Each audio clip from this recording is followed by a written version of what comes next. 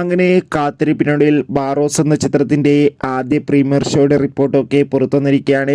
ആ ഒരു അപ്ഡേഷനാണ് ഇന്നൊരു വീഡിയോ ഭാഗത്ത്. വീഡിയോയിലേക്ക് വരുമ്പോൾ വീഡിയോ ലൈക്ക് ചെയ്യുക, ചാനൽ സബ്സ്ക്രൈബ് ചെയ്യാൻ വേണ്ടി ശ്രമിക്കുക.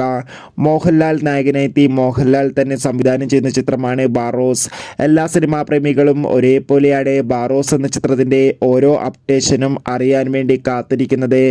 ബാറോസ് എന്ന ചിത്രം ഈ വരുന്ന ഡിസംബർ മാസം 25-ാം തീയതി ക്രിസ്മസ് സ്പെഷ്യലായി തിയേറ്ററുകളിൽ എത്തുമെന്ന് ഒഫീഷ്യലായി കൺഫേം ആക്കിയിട്ടുണ്ട്.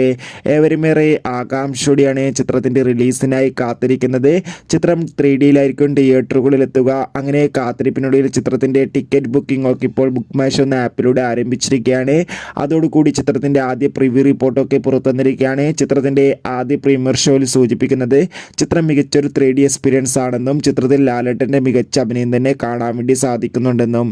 എന്തായാലും കാത്തിരിക്കാം കൂടുതൽ അപ്ഡേഷൻ അറിയാൻ വേണ്ടി. എത്ര പേരാണ് ബാറോസ് എന്ന ചിത്രത്തിൻ്റെ റിലീസിനായി കാത്തിരിക്കുന്നു? കമൻറ്റ് ചെയ്യൂ. Bye bye.